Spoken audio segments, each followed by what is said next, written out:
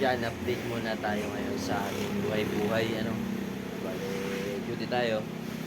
Dito pa rin tayo sa resort sa entrance. Ayan, medyo lumalago na pala yung aking balahibo dito sa bigote ko. Buhok na, pagpagupit na pala tayo. Medyo busy tayo sa duty, kaya ngayon lang tayo nakapag-video ulit.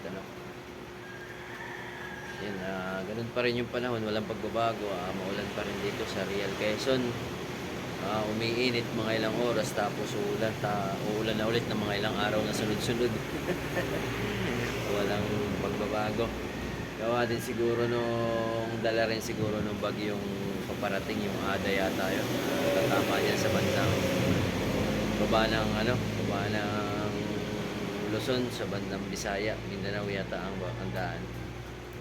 Yan, pakita ko sa inyo yung lagay ng ating karagatan ngayon. Yan, walang pagbabago, malalaki pa rin ang alon. Yan. Yan yung mga kasama kong angler dyan na pumapasyal dito sa resort at nagpipishing. Ayan, ang alon, malalaki pa rin. Walang pagbabago. Pero hindi naman labo yung tubig, malinaw yung tubig. Pero maalon. Hindi ko lang sure kung may GT dyan, kasi hindi pa ako nakahuli ng GT sa tapat na to. Laging walang GT. Pag hindi doon ang mayroon GT, tsaka doon banda, yun. Pero dito sa tapat namin wala. Siguro bulabog sa naliligo. Ewan ko lang pag ganito kalalaki yung alon, kung may GT na tabi dito. Yan.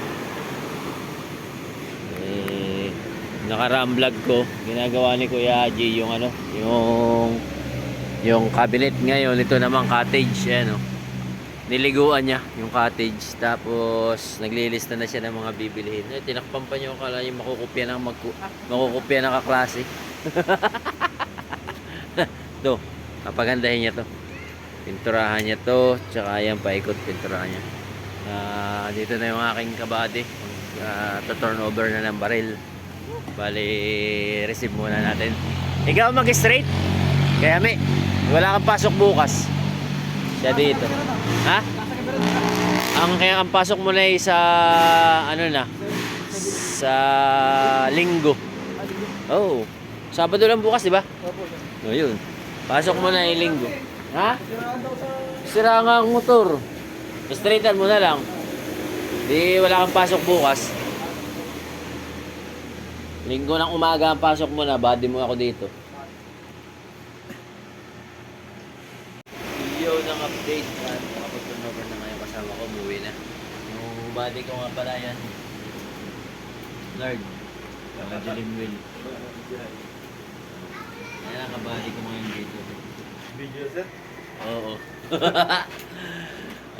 Kaya hanggang dito na lang ulit muna yung ating video. Maikli muna, mga short video muna. Short upload, short vlog. Yan. Sa mga susunod na araw siguro may roaming na tayo pag okay na yung panahon. Sa ngayon wala pa muna. Kaya yung susunod na upload siguro roaming na sa bundok na, sa Lot 102.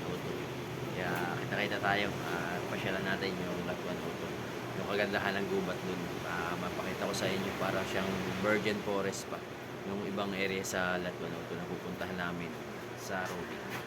Yan, so hanggang dito na lang at bye-bye, kita-kits tayo.